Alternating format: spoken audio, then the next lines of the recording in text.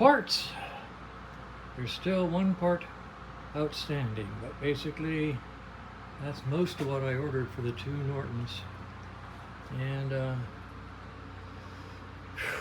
all I got to do is put all this oil on the shelf, this CRC on the shelf, and allocate these bits and pieces to the Beauty and Fred, which Kevin is now referring to as the Beast. Beauty and the Beast. How clever. Yes, yes. Then I have to break down all these boxes and throw them away. And anyway, I've got parts.